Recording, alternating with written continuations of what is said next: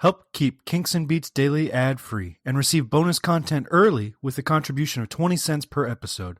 Visit herohabit.com/shop for more information. Welcome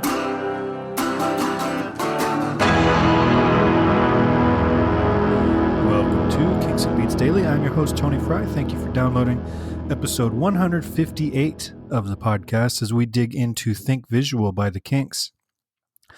Before I get started, I want to remind everybody, we do have a new Facebook group, facebook.com/groups/Kinks and Beats. You can search for it on Facebook, or you can visit herohabit.com for the link directly to it. But we're going to have some discussions there, and we are currently doing some polls, album by album, for both bands, the Kinks and the Beatles, to determine what we think the best songs of each band are. And it's bracket style, so the top 3 songs from each album will go on to the next level until we break it down. And I'd like to get as many voices into this debate as possible, so join us over there, and let's have some fun chatting about these two bands that we love. Also, thank you to all the people who have subscribed for the $4 a month to keep the podcasts produced and ad-free. There will be a special bonus episode that you guys are going to get exclusively for a while, all about George Harrison's signature sound. We're going to dive deep into what makes his songwriting so distinctive among the songwriters we talk about on this podcast.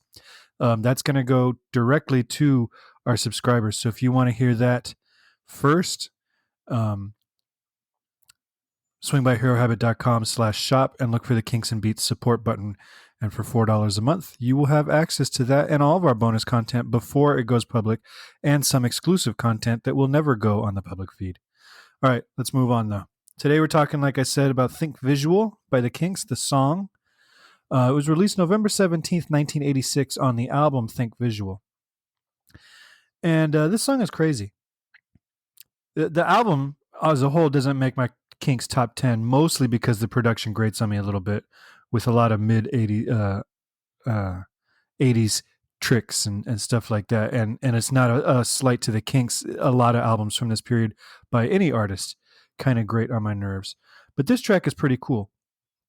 And as much as I love Mick Avery and think he's one of the best, most underrated drummers of his time, Bob Henrit really proves his worth on the drums with this track. He is supporting the melody and the band all over this track, and it's really not a super simple song.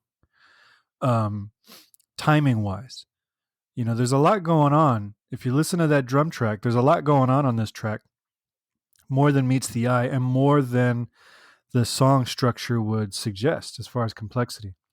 And I feel like I frequently cited that Ray can sometimes remind me of Frank Zappa in some of his songwriting. I know I said it on Shepherds of the Nation. This track, with its different moods and grooves, feels to me like a more pop-focused Zappa. And it's as if, if Zappa took all the genius that he had and was like, all right, now I'd like to produce a song that the general public would actually listen to, and not musicologists and music nerds like me. I think this kind of blends the best of both worlds, with his pushing the envelope with the more pop sensibilities of like a Ray Davies or whoever.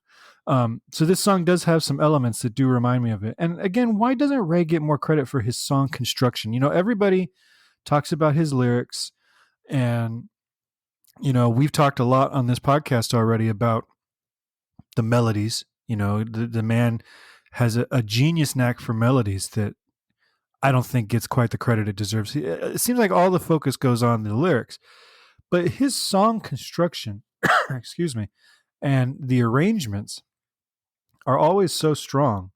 And this one has some complexities to it that, he navigates the band through expertly. Harmonically, though, there's not much to talk about with this song. Again, Ray can make the simple complex and interesting, and he does it here, really anchoring most of the song on the D, C, and G major chords. That's it.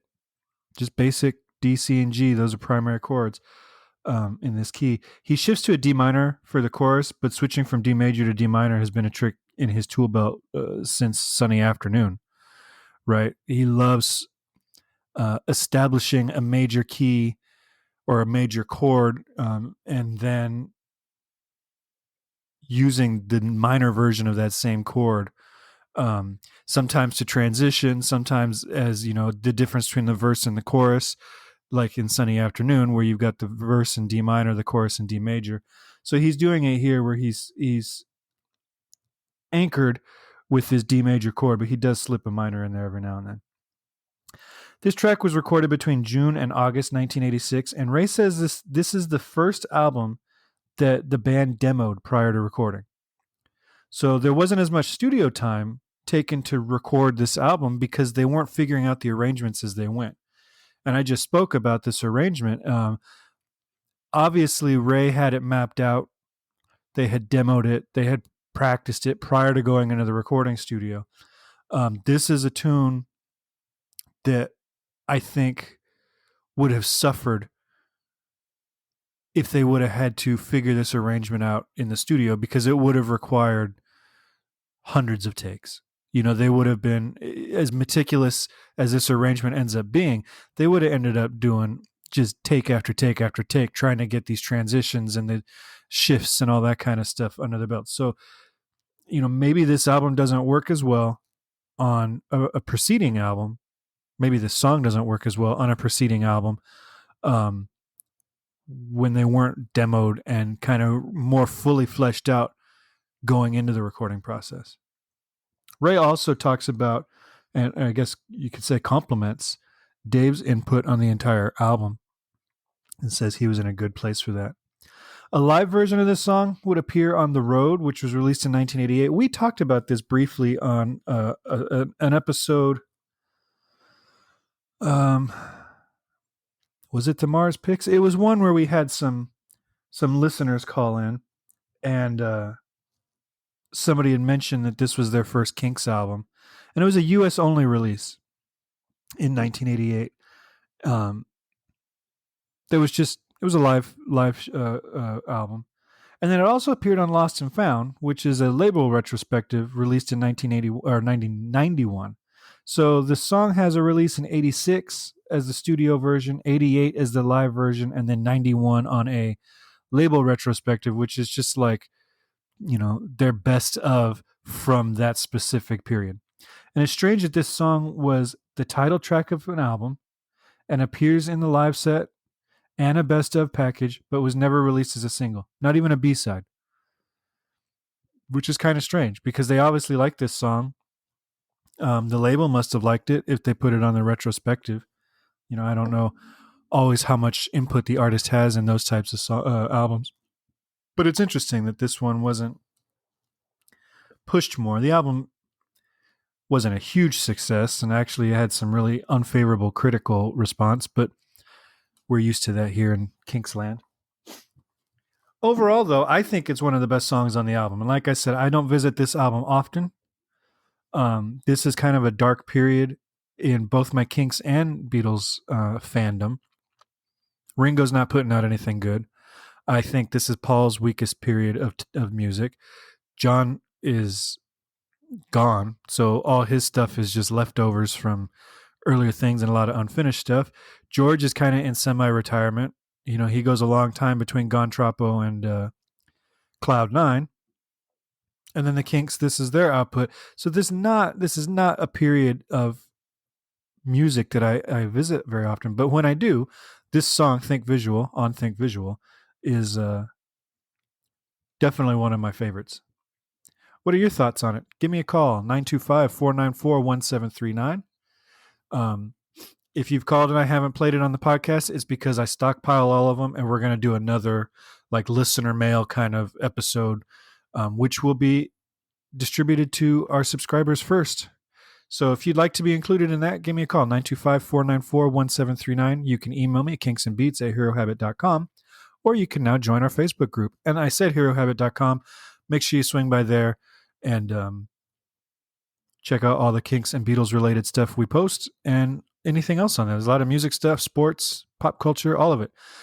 I encourage that. All right. Thanks for listening. I will talk to you again soon. Make sure to swing by iTunes, 5-star rating and review. Thanks.